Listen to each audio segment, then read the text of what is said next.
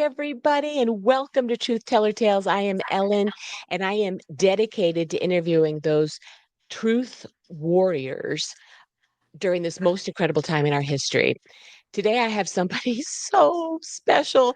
Mary Flynn O'Neill is the executive director of the nonprofit organization America's Future. Its mission is to preserve American values and ideals, protect the nation's constitutional republic, promote strong American families, revitalize the role of faith in our society, and advance the virtues of free market capitalism. In addition, Mary oversees the Little Flower Advisory Board of Project Defend and Protect Our Children, established by America's Future to eradicate the exploitation and trafficking of children. It is my honor truly to bring onto the stage with me Mary Flynn O'Neill. Hi, Mhm. Mary. What an honor it Hi. is. Oh, hi, Ellen. How are you? Oh, it's in my honor. Are you kidding me? I love it. I love it. Thank you so much. This is a great platform you have. This is really good. Thank Yeah. you. I really appreciate you saying that. That means the world to me. And, I've been able to meet you in person and Yeah. you're just so wonderful and lovely. And um, just your whole family is just so Oh, wonderful. And there's so many things that your family has done and what you've done. And tell me, just to start out before we dive into your life, um, as the executive director for Family's Future, tell me about what you want the goals to be and what you're working on sure. now.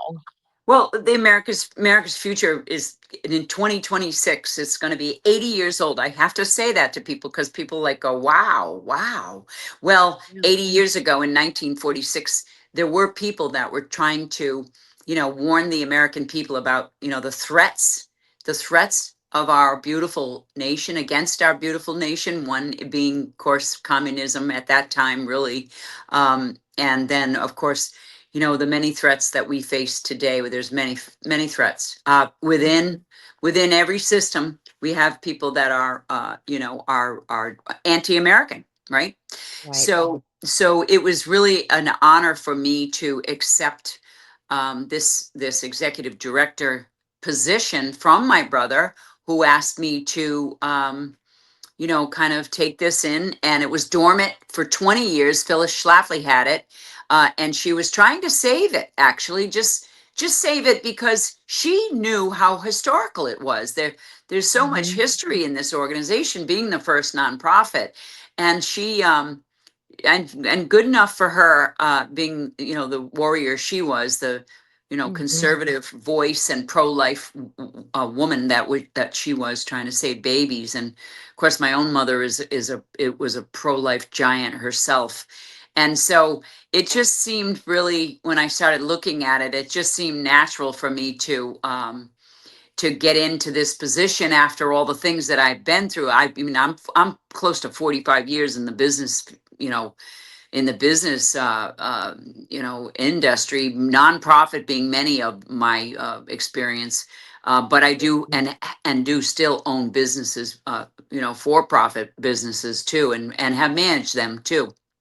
Hmm. So that's kind of like, it was a no-brainer for me when I started looking at this organization. They really are an umbrella organization. They hit faith, family, freedom, everything, really.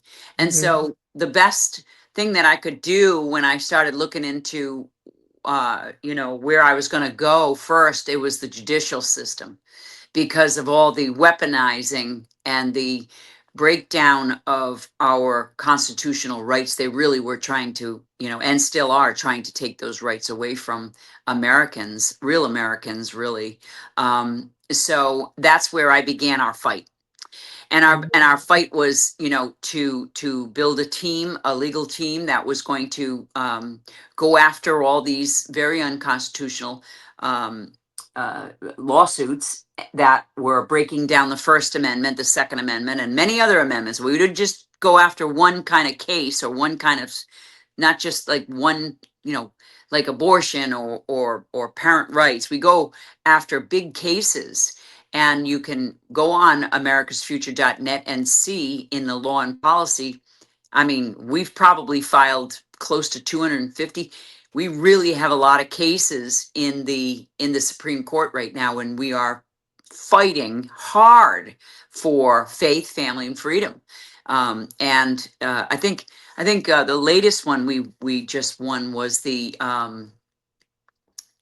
pronouns, to get that squared away with the pronouns. That's ridiculous. And there's a Second Amendment case that we just won too. I think that I haven't been briefed on that one, but we do some many cases. So Mhm. that's where we began, Ellen. You know, that's where we began, because that's where our money, our donors' money, needs to be, fighting Right. these. Yeah, fighting in these court system. They're so infiltrated by such bad people. Yes. Yeah, bad judges, lawyers. I mean, really sad, And so politicians. Mary Mary, because the infiltration to me is just a person observing is Yeah, so multi-layered.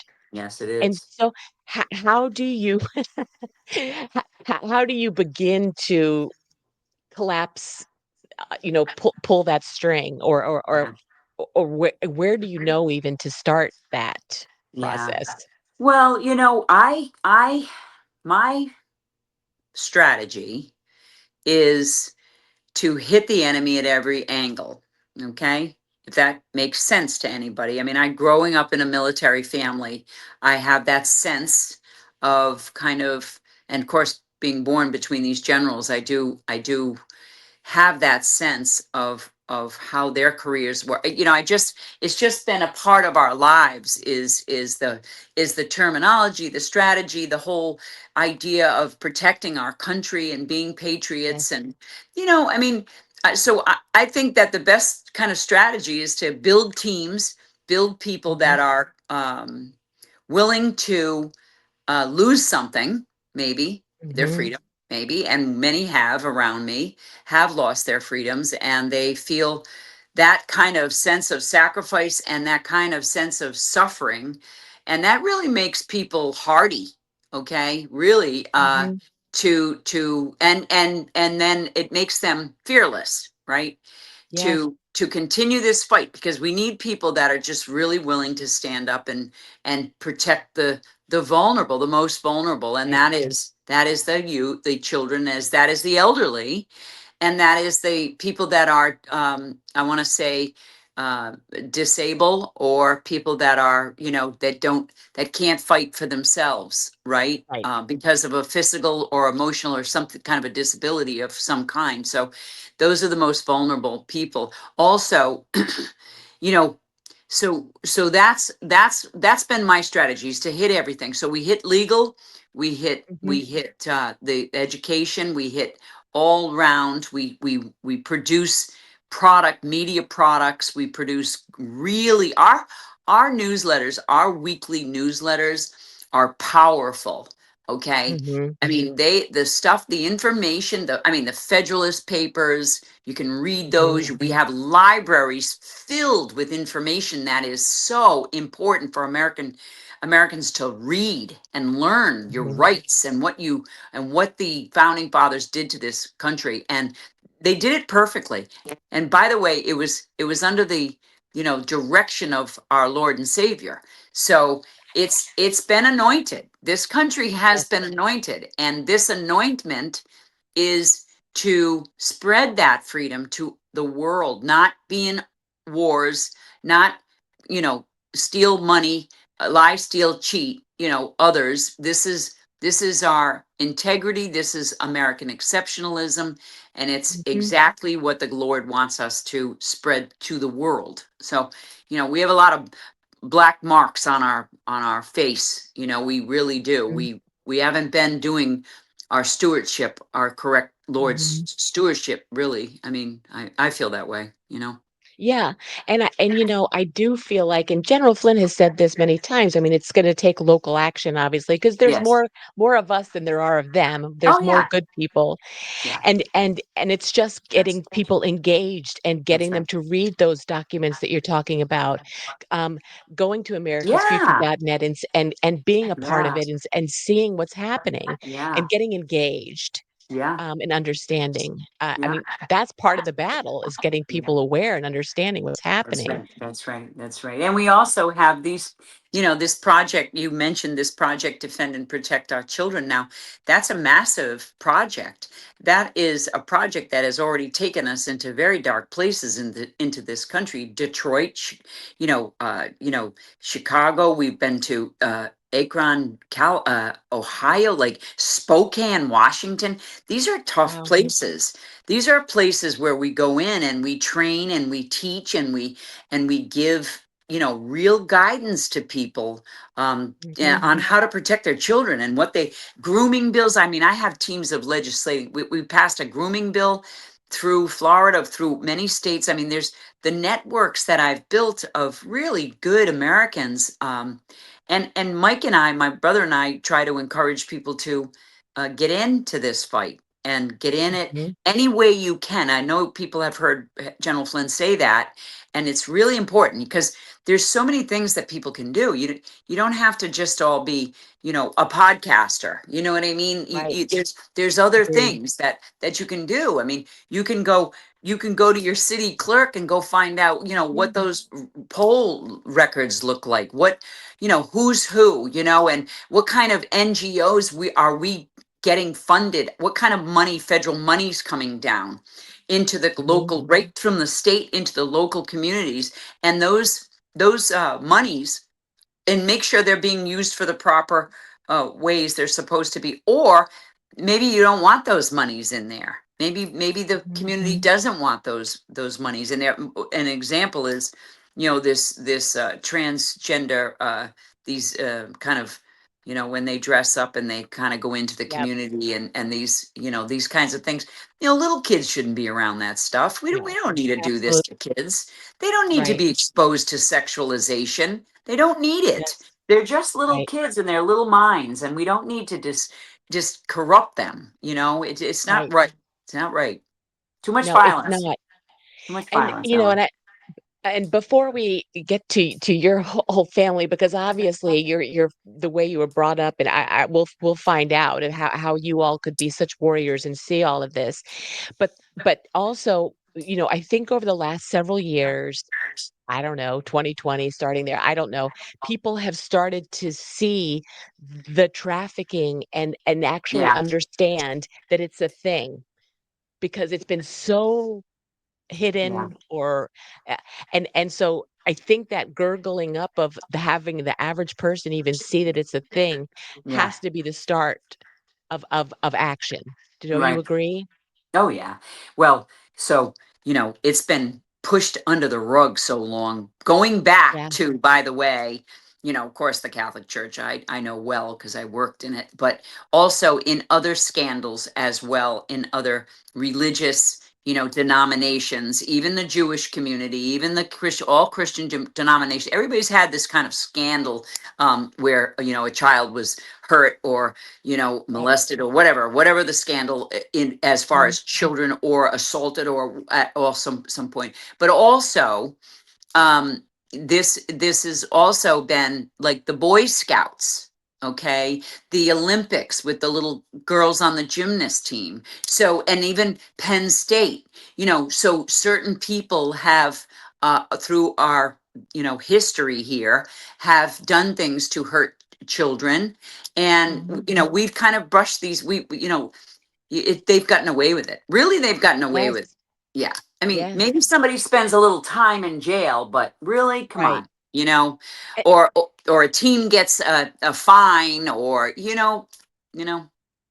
and don't you think that because of the internet that the access has exploded well, and had that's made it so much worse? well, that's another thing that we've allowed to happen is the internet. And really, the huge amount of sin and evil and buying and selling of children has been the internet, obviously, the dark web, and the real bad stuff that's going on, with the I'm going around, doing some panels on AI, and that's very dangerous. I mean, of course, AI can be used for good, but under the Right. wrong in the wrong hands, it will be Mhm. used for very evil things, and it is.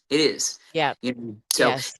the level of violence that children are younger and younger today with the level of Right. violence is insane. It's insane. Yes. It's insane. Yes. And to your point, I think the transgender thing, it was this level of psyop. I mean, General Flynn Oh yeah, obviously understands about psyop, sure. and to be able to psychologically make things normal that should not be normal.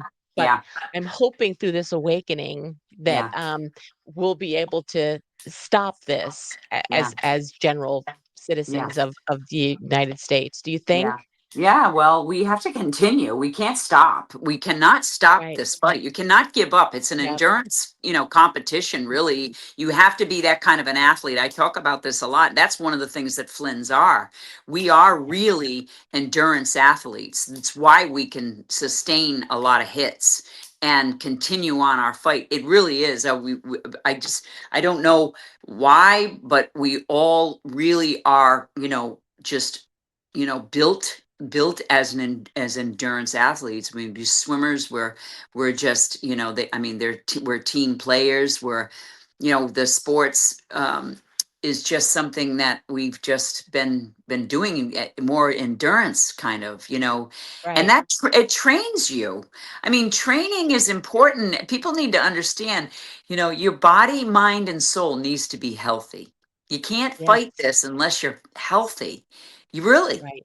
I mean, I Right. say that to my brother all the time. Like, eat, take care of your body, get sleep, get rest, and don't listen. I don't drink. I don't do those. I mean, don't say, I can't say I didn't do that when I was younger. I'm not saying I'm like that, but I can't afford to be like that anymore. I can't. We Yeah. can't. We got to fight this battle, and we got to be straighten our heads what we're doing here. We're dealing with some, real darkness, and the other thing is your spiritual life. So that's very important, your spiritual life, and sitting down and having rest and talking to the Lord and speaking to him like he's a, your best friend.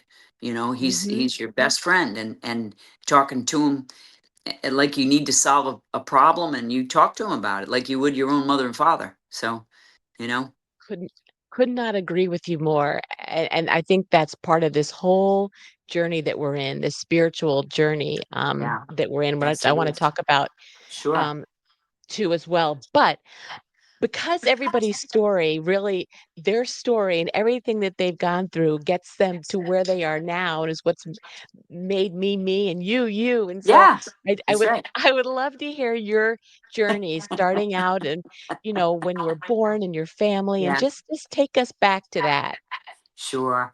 So, and Ellen, by the way, my book is coming out. I will say that on a podcast. I did announce it in my last podcast, but it is almost completed.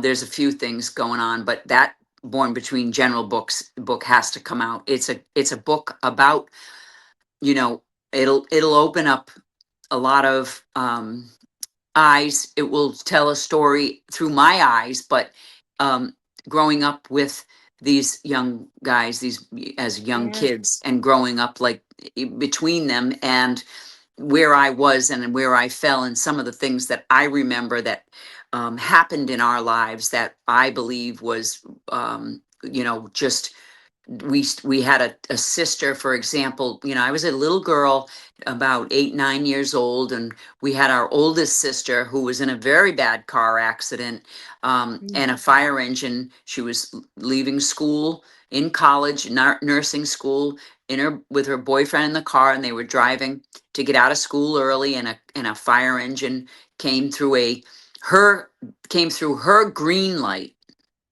Oh. So they had a red light, but they had no siren on. And Oh. so it barreled into my sister as she crossed through her green light and hit her very hard, where it put her into a coma for about 6 months. Oh. And her boyfriend, who is a terrific guy, Charlie, his name was Charlie too. He was in a coma for a couple of weeks, and my sister basically was brain dead. She had brain injury, and so that was, I believe, a true um, time in our life that was stoic. It made us stoic. It was trauma. It was something that, she was 21 when she died. So she was 20. She died, after 6 months, and she turned 21. And it was a Wow. time in our lives where all of us were at different ages, from Mhm. teenagers, from young adult to teenagers. My sister Claire, who was the one that was, you know, I don't know, burdened, but she was the one that had to feed us and take care of us. And while my mother and father were driving every night, almost an hour to go sit with their daughter, and she took care of us. And and so this story that I will tell is from that kind of time. And we had a great listen. My brothers were so much fun growing up. We had so much fun. My father was out of the service. He was out of the military. My mother was teaching school, and we grew up in my grandmother's house, and we were on the beach. The house was literally, the ocean was right across the backyard. So, we just played outside. We had everything. We had so much fun, really. I mean, it was so much fun. And I was the youngest girl in seventh. So I was the youngest girl between all these boys. And yeah, yeah. So it made me, I played with them. Yeah. I always say I ran with the pack, because I did. I mean, I Yeah. ran with the pack because I had not only those guys, but I had all their friends. I played with boys. There wasn't any girls around. So, you know, and it's why I get along, so well with and like a guy, because they are, I find guys, they can beat the crap out of each other, but they can be best friends. Yeah. They can turn that fast, where girls, tend to, hold on to a grudge a little longer. Yes, And I'm they not, do. yeah, I'm not, you know, it's so funny to me, because it just was what happened to me. My oldest sisters were great mentors to me. They were always around and so forth, but it was the boys that I played sports with. I Yep. played, I played army with them. I made them sandwiches. I took care of them. I took care of them. My mother was old Irish, kind of way with their boys, and they're very special. The Irish treat their boys pretty special, and girls, they worked. My mother was great about, making us understand that we needed our education, and we needed to, Mhm. get ourselves, our own individual, respect. And we were, Right. my mother was a true, I mean, she passed her law bar at like 72 years old. My mother was No. constantly educating, getting educated. Oh, Wow. she was an amazing woman. Amazing. She was amazing. Wow. And she was, That yeah, that's wild. I did I not know. know that. Yeah, she was something else. She was in constant, it's just she was not only involved in the pro-life movement, in the beginnings of the pro-life movement, against the feminist movement now, mind you, okay? So this was a woman that was fighting, with this initial feminist, operation, because it was an operation, and it was, Margaret Slanger and all these kinds of women that really, Mhm. they were the beginnings of the Marxist movement, where they Yes, wanted to eliminate the black community, the babies, and then they and did. then and then they hated men. And my Right. mother always said to me as a young girl, and I loved watching her speak, and I loved watching her, interact. I loved watching her fierceness and how brave and courageous she was. And um, she just was a woman that, I looked up to, and I believe I got a lot of behavior from her. Okay, you couldn't help it. Mhm. I couldn't help it, Right. because really she was the only female, besides my older two sisters, that I watched. Because we remember, I talked about my sister Lenny, who actually, I was the seventh. My mother still had two more babies after me, and my sister Lenny was like a mother to me. She took me everywhere. She bought me dresses. She took care of me. I loved her like my own mother, So when she died, that part was, gone from me. And Yeah. it was hard for my parents. They didn't know how to handle it. Who does? First child, it Right. was tragic. And we weren't allowed to, like, kind of, we went to a babysitter the day she died. We went to a babysitter, the three youngest kids. And so I never got to see her funeral. I Mhm. never really got that closure. And that affected me. And I talk Yeah. about this in the book, that the Mhm. how it affected me, that I had this loss. I didn't know what I thought she was coming through the door, and Yeah. I'm not, it was hard enough for my parents. I didn't realize any of that at the time. Of course, you're so young, but I didn't realize that it was so hard for my parents and that they were grieving, but they ended up having to get their pull themselves together because they Mhm. had eight more children to take care of. You Mhm. know what I mean? To Mhm. to raise. So, and we were not Right. easy kids. We're all very intense kids. Very Yeah. intense kids. Yeah. I mean, that's not it. I don't know how they did it. You know, Yeah. I don't. Y that's interesting. After that happened, did you find was your mom more, uh, concerned about when you went out or Yeah. Yeah. Yeah. There was, and we talked about this too. Yeah. My mother would always, well, she got a phone call. You know, I mean, she got a phone call, and that phone call was a phone call that parents don't want to get, right? They don't want to No. get that phone call, and that she was in an accident. And it's a funny story, but give you a glimpse.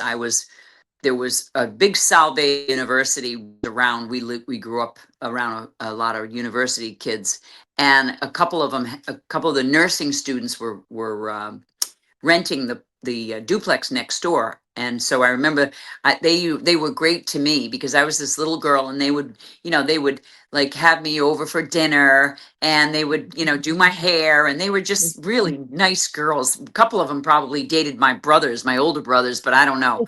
I don't know that, but they were so nice, and I used to run over there, and I used to remember sitting watching TV, and my mother loved it. They were nice kids, and so but I do remember the seeing the news, breaking news, and I remember watching the TV and seeing this breaking news. Nobody was in the room, but the car came on.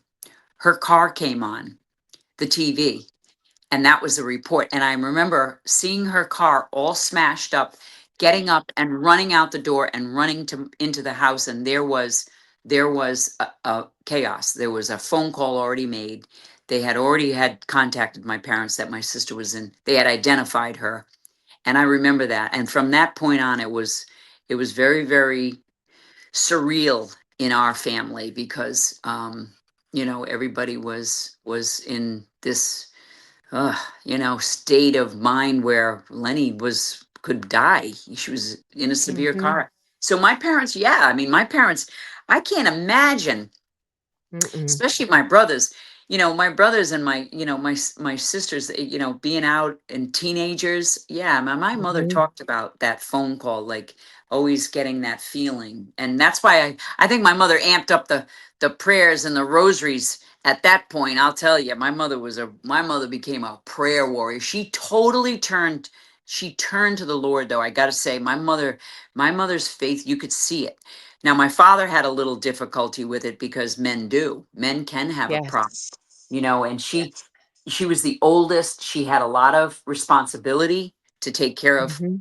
the younger kids and so forth. And I think my father felt so bad that losing her was like, he lost time with her. He didn't, Right. that's what happens. You kind of, and he spoke to me about it many times, that he wished he had, not been so hard on her, that he had, because she was the kind of a person that was like, she walked through the living room singing a song. She was a poet.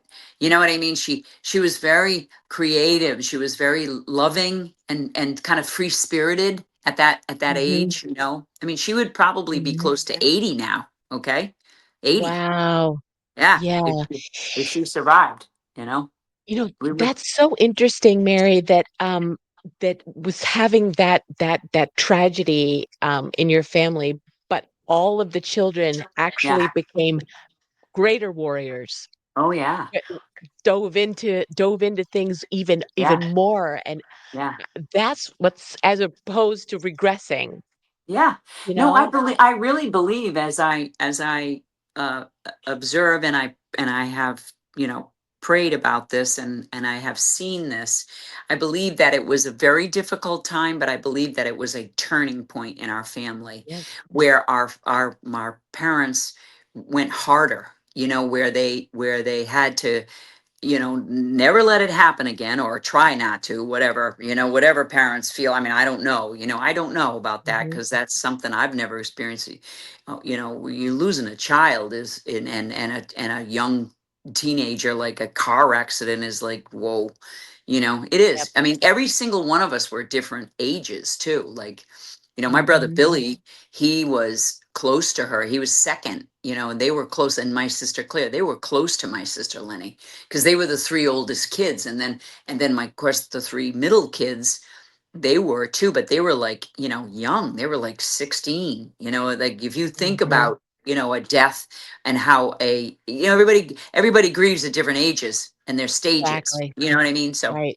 so it's what I believe made us stronger. It was a double-edged sword. It was tragic, sad, but it was made us stronger and more Yes. fighter. We were fighter. We became real fighters, Yeah.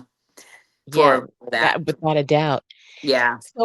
So when you were little, Mary, did you all go to public school? Were you Yeah. what were you like in elementary school? Were you the rebel? Were you the Yeah. A student? Yes. What were you Yeah. like? So that's funny. Well, so we went to Catholic schools, okay, and I ended up going through right up through high school, Catholic all girls school. But I was a. It's so funny. I was a straight A student. I was a straight A student because I did not want to get in my mother's way, because my mother was, you did good in school. Okay.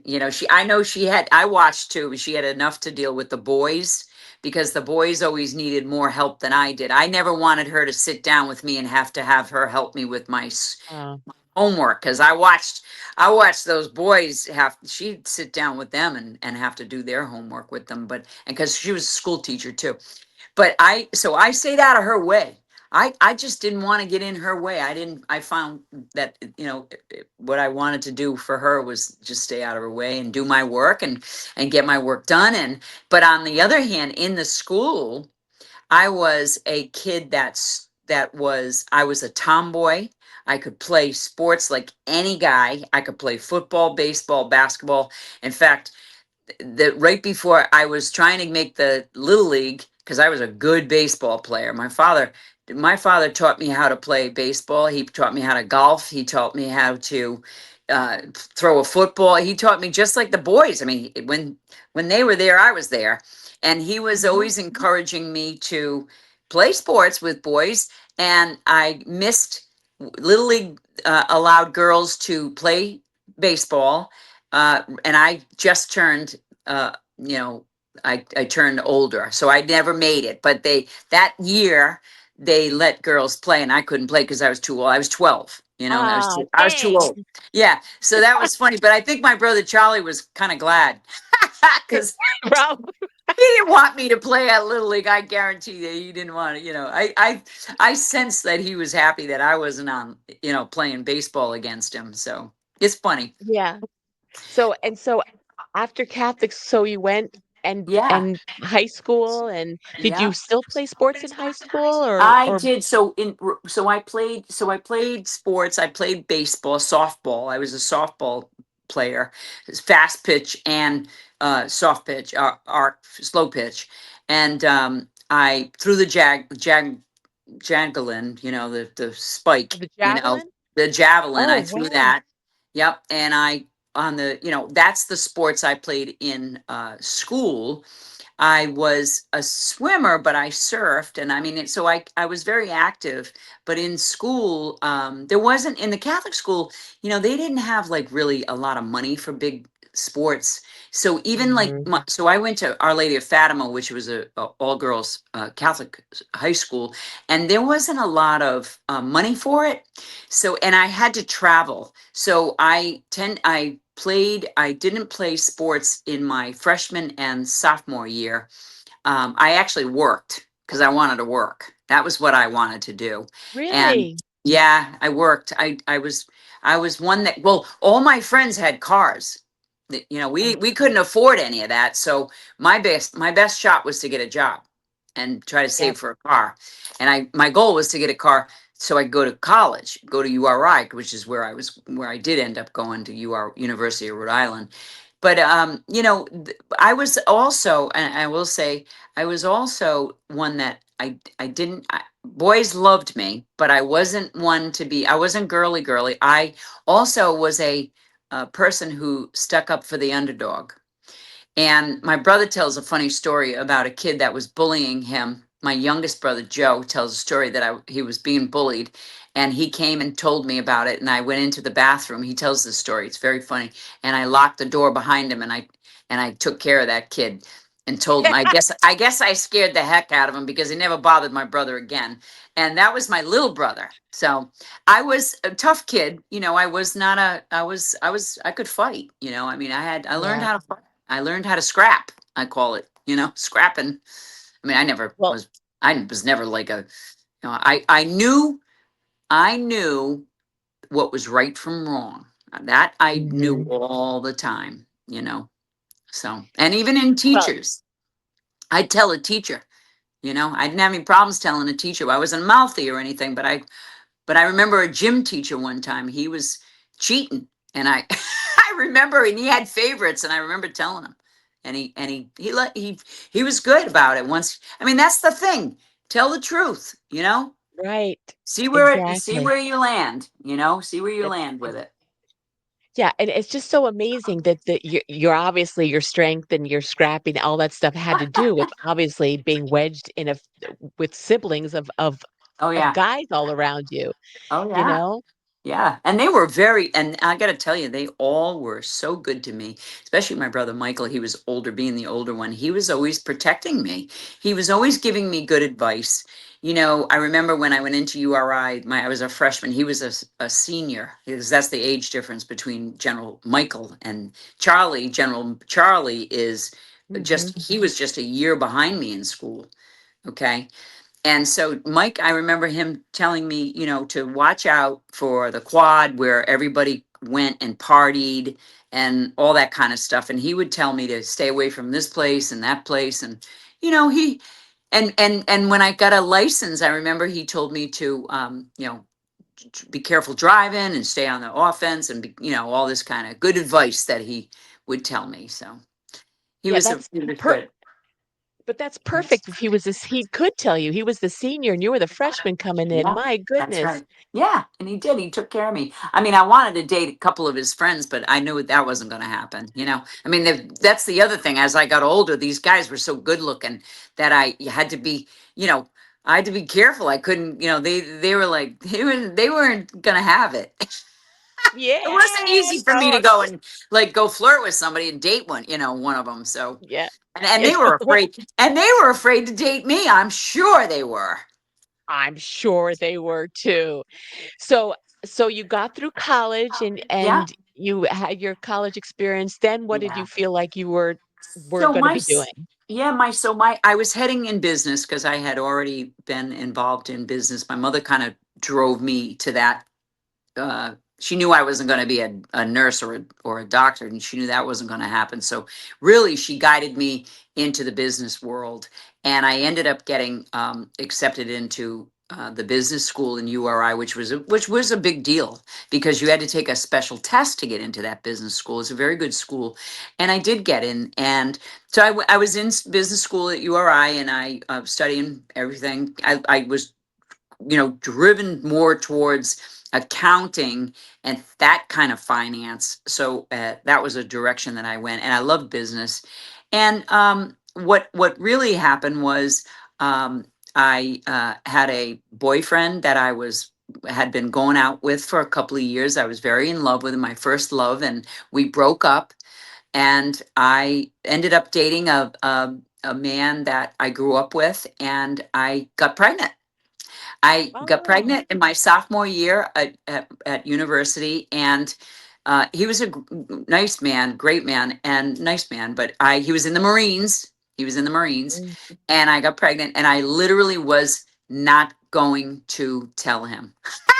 I wasn't going to tell him I was having the baby. I had no doubt. There was no doubt in my mind. I was so happy. No question in my mind. Okay, God just always kind of did that with me. But I ended up mhm, telling him because he kept on bothering me.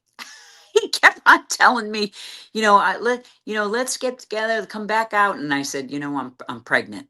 I'm pregnant, Kyle. And I wasn't gonna tell you, and I was afraid that he was gonna be mad, and I wasn't gonna put up with it. You see, Ellen, I wasn't mhm. gonna even, I didn't want to hear it. And he Right. didn't do that. He didn't do that. He was very loving, and he was very happy, and of course wanted to marry me. And so we got married. And we had two children, Chrissy and Eddie. And he struggled with alcohol. He was, he was in the Marines, and he ended up getting out of the Marines. And when he came back home to we moved back to Newport, where we were both from.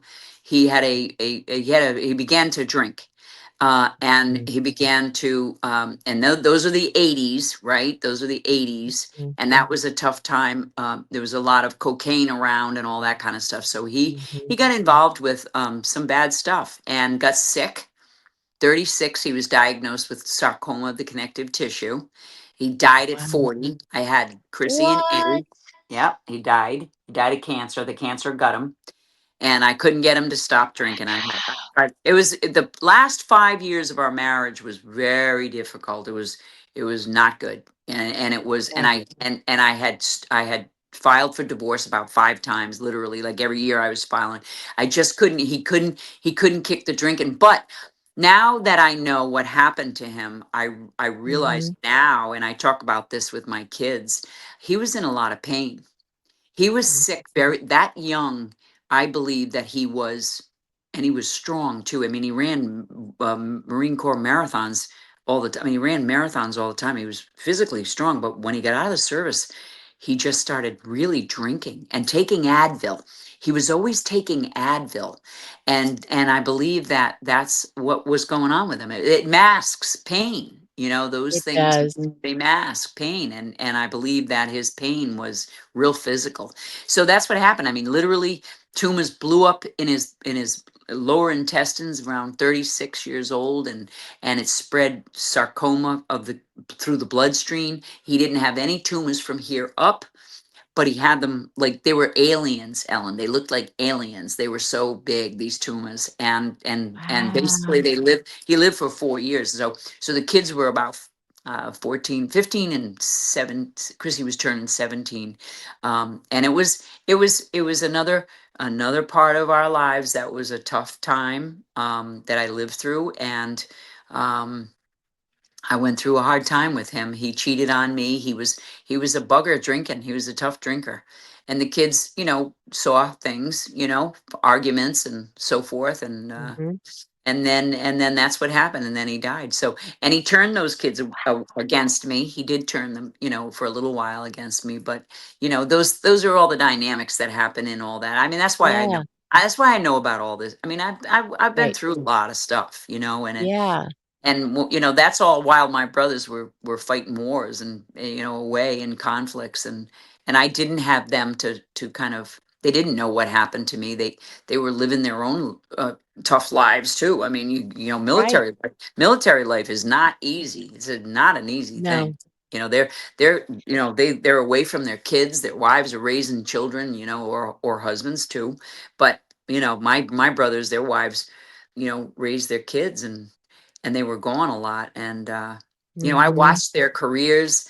I prayed a lot of prayer. I mean, my faith pulled me through all the things I've been through, and mhm. it always was steadfast. This prayer, yeah, that's why I tell people, you come out on the other side, and it's well worth the suffering that you go through in life. It is. It really is. I mean, that's what we have to experience sometimes, is suffering. You have to. There's no way around it.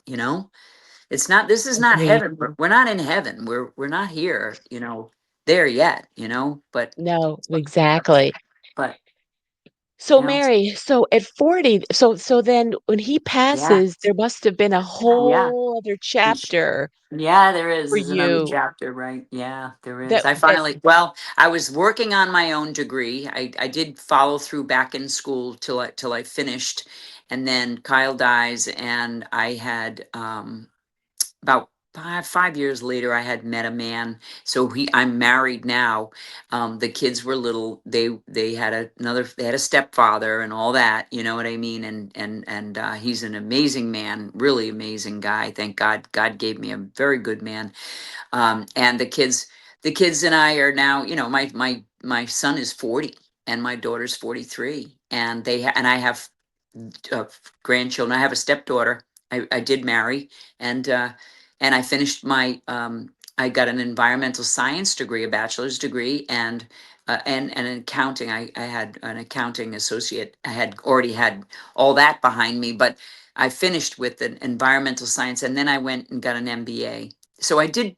My mother died, and I took care of her, and my father died before her, but my mother was very inspirational to me because she and we got to know each other better, and she allowed me to take care of her, which my mother was very independent.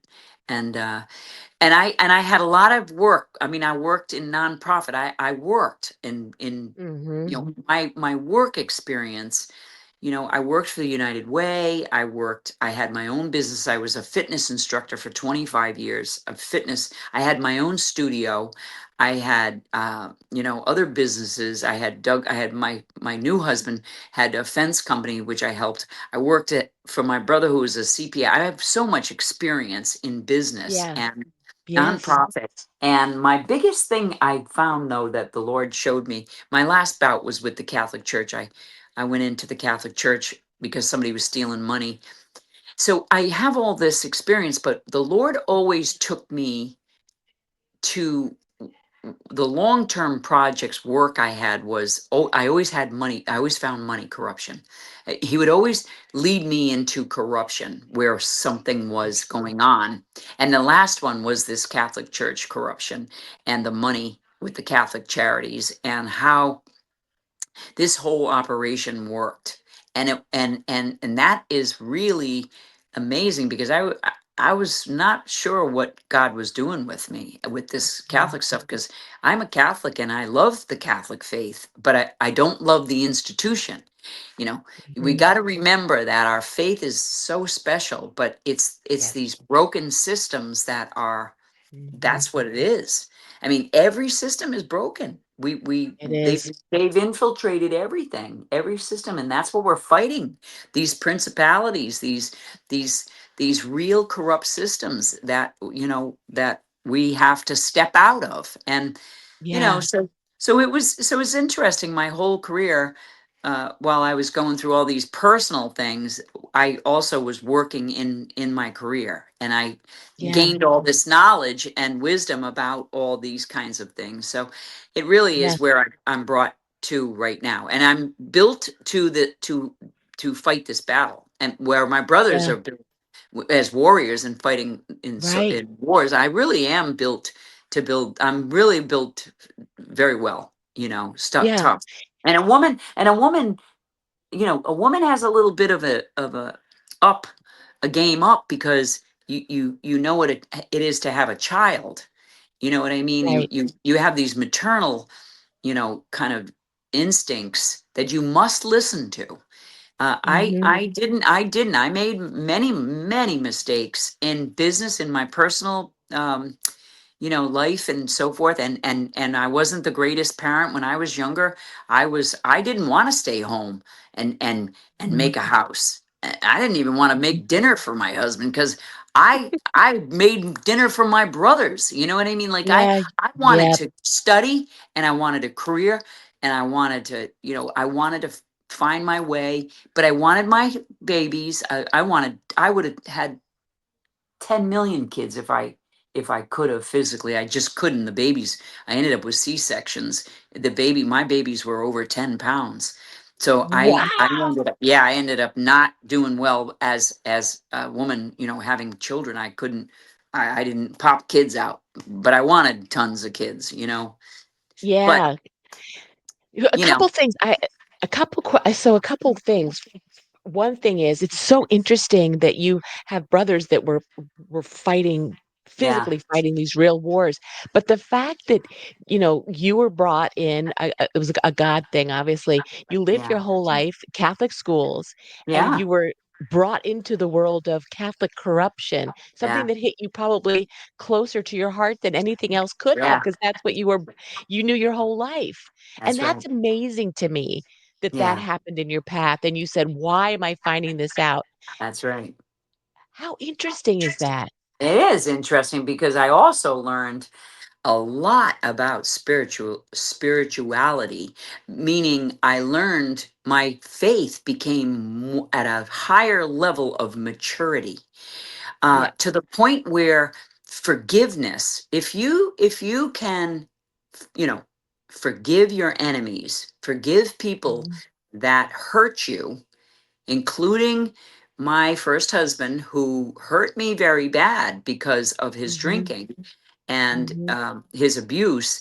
And to forgive, you're on a good level of maturity with your faith. Yeah, Like, if you, I mean, and nobody doesn't feel like, we all feel hurt. We all feel like you want to get somebody back. Those feelings are very normal. When somebody hurts mhm. you, you always feel mad, angry. You know what I mean? Those are all normal Yep, feelings. And that is yeah, total human feelings. But to act on certain things is where you get into trouble. Okay? yep, That's where people get into trouble. They act on a bad negative feeling. Okay, you can't yeah, do that. You got to control yourself, and you got to control yourself with your faith, and you've got to fall back to the Lord and ask for, first of all, forgiveness. Really, we have to have forgiveness, and in order for us to be forgiven, literally, we have to forgive. So take that heed. When I talk about that, I mean, that's really important for people to understand. We can't be forgiven if we don't mhm. forgive. we we Right. have to let it go. And that's why you see a lot of people walking around very angry, because they haven't Agreed. been able to let it go. I see many women. I think that the whole feminist movement is full of women, and the baby boomers, that's the biggest divorce um, generation, and many of them were hurt by men. You got it. And many of them took that anger to another whole level. Like, hating men. We can't hate men. We can't Right. hate men. We can't do that. We can't disregard a man. Keep a man out of a family. We can't do that. We need a mother and a father. We need them to make that family whole. We do. And nobody's perfect, but that is something that I think I learned very young, was, if I've got to be forgiven, if I'm going to be forgiven for my sins, for things I did to hurt people, and I did. I mean, I know I did. I remember certain times, lashing out at certain people. It's just part of life, and I Mhm. remember being, not. I remember smoking cigarettes. Well, I don't smoke cigarettes. I never smoked. I smoked cigarettes for like 4 years, and it was like, I just like gave up on. I mean, remember, I was a fitness instructor. And Yeah. then I had all these problems with my first husband, and all this madness going on in my life. And I picked up a cigarette. Like, that's the most destructive thing you can do to your body, and Mhm. I had to put it down. Like, there are things in our lives that we have to be aware of that are not good for it. Like, but that forgiveness is important. And I think I learned that at a really young age, was to forgive. And it Yeah. gets easier. It gets easier because you got to let it go. You got to Yep. let the anger go. You got to give it over to the Lord. Absolutely. You got to give it to the Yes. Lord. Everything. Give him I everything. couldn't agree with you more, and I think that people hold on to that, and then they become Yeah, it they think they're the festers. victim because It they're festers. y Yeah, y it yes. festers, right? It festers in you. Yes. And that's why we have these bitter people. They're so Yeah. bitter, mad, and it's so Mhm. unhealthy to be that way. Your body Mhm. cannot sustain that kind of stress. It's stressful. Right. It's actually Mhm. stressful. Absolutely.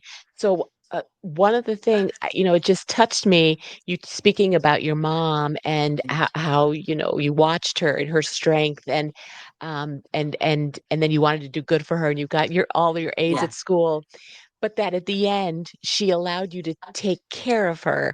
H- how was that time period Oh man, that was that you amazing. had with your mom?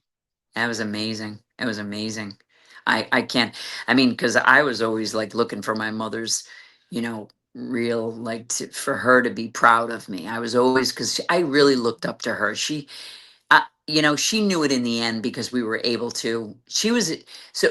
My mother was a very private woman. My mother was a woman who was very independent, very strong, and needed no help from anybody. Honestly, I mean, my father loved the ground she walked on because Mm. just one of these kind of guys that just. He just loved her.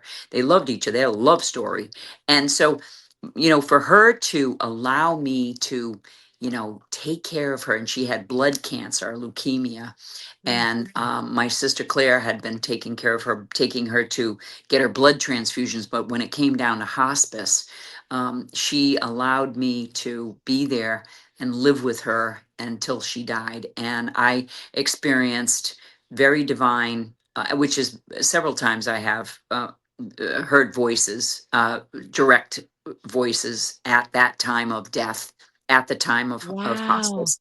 And I did experience that many times. And I heard, a direct voice come through in the room while she was passing on. And I did that. I did feel that with other people too, who I've taken care of, because I did work in hospice too, and consolation, the ministry of consolation. When I was working in the Catholic Church, that was one of my things that I did. I would plan funerals, and I was a cantor, so I sang as a cantor, trained cantor. I sang sacred music, and then I would do funerals, and then I worked in hospice. So those are kind of things that I did along my Mhm. life. And my mother, so taking care of her was like, it was just we talked at length, and we just got everything out. I got to know Mhm. her, and she just gave in and just you know Mhm. just let me take care of her, because she never wanted anything from anybody you know Yeah.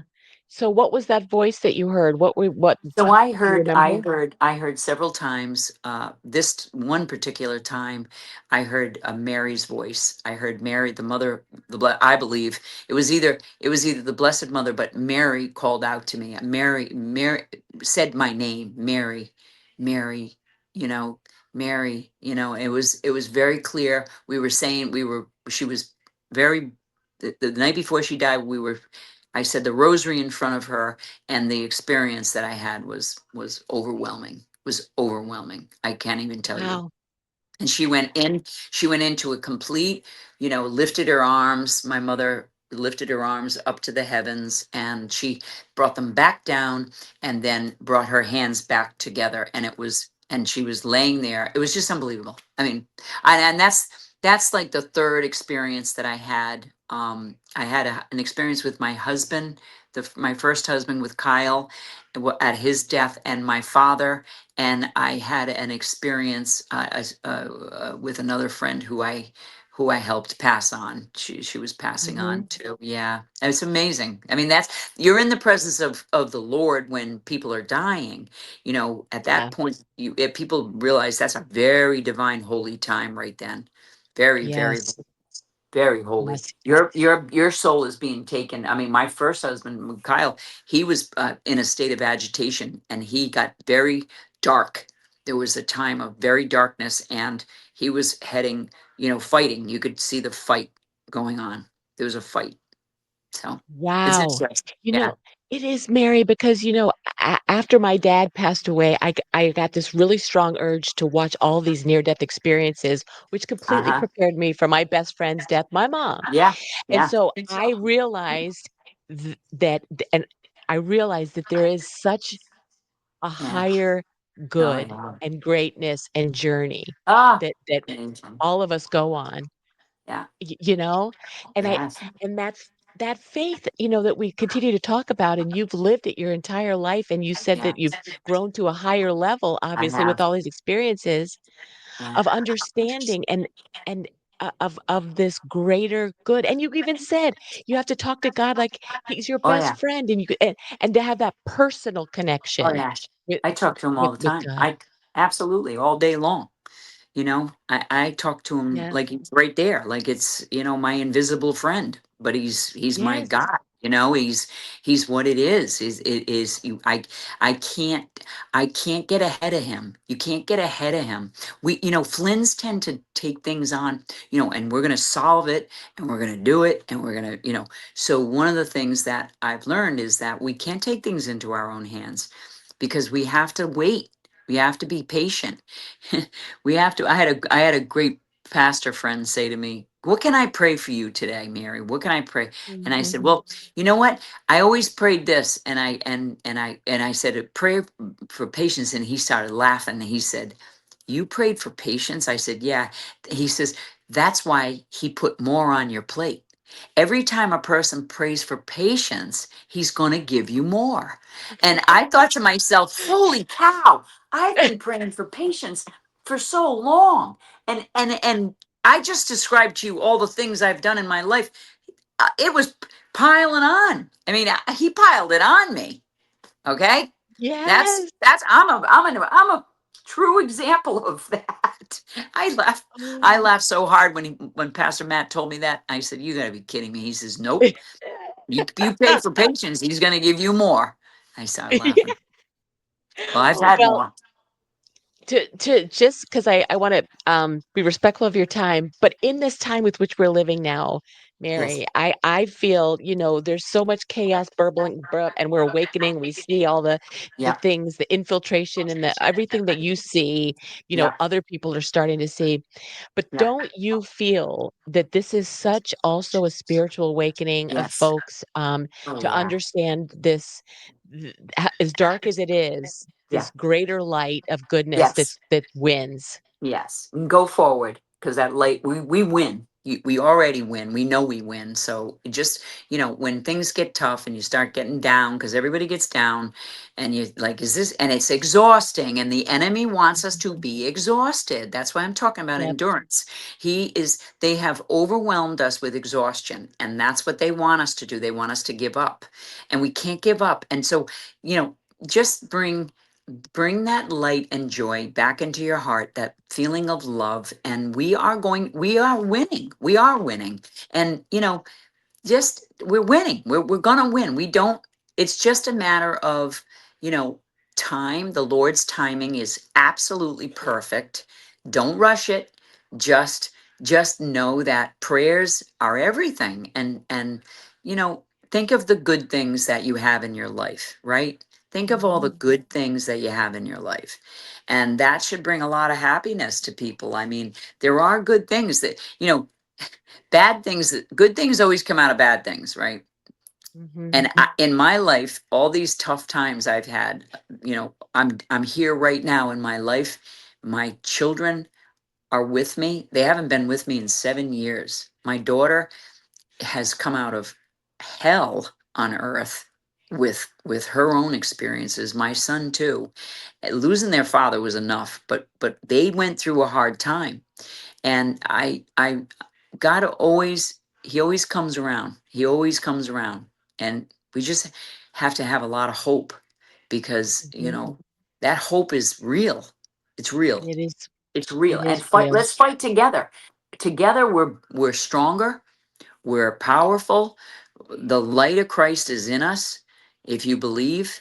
And that's all I can say. I mean, it's just we got to do it. We got to do We it. do. Fight like a Flynn. That's right. That's right. That's right. Fight Well, like a Flynn. it's so true, and everything you're saying is so inspirational and wonderful, and I know people are gonna be just joyful and inspired by the time that we spent together, Mary. And you're Thank just you. a warrior and a blessing, and an incredible leader. And I just want to thank you again for spending some time with me because it was just quite an honor. Oh, thank you, Um, Ellen. It's an honor to be here. I really love to talk. Like my brother, we love to talk to. We love to be with the people. You know, we do because yeah, we're just like you. We're just like you. We just happen to go through the things that my brother and all of us have gone through. You know, it's just one of yeah, those things. And you know what? They didn't think that this family that they were.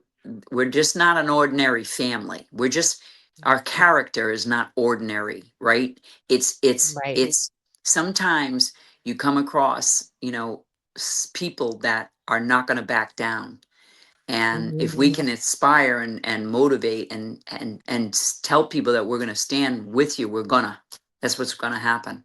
So Yeah, yes, and that will I give think they, others strength as well, yeah, without a because we doubt. all have problems. We all got stuff going on in our lives. Everybody does. Nobody's without it. Rich, poor, black, white, Asian. I mean, it doesn't matter. Catholic, Protestant, Right. Jewish, whatever. Everybody. We're all Yep, humans. We all that's go to the right. bathroom the same. We eat through our mouth. We listen through our ears, and see through our eyes. So we're humans. You know what I mean? So We are humans, but we all have that that spiritual that's right. within us, that light That's right. within us, all that That's connects right. us all. So, That's right. thank you, Mary. All right. Woo! This has been Thank so you, Ellen. awesome. All Thank right, you. take care. I'm very Thank you, grateful. dear. Thanks for all you Bye. do. Yep. Thank you too. Okay. All Bye right, bye. bye.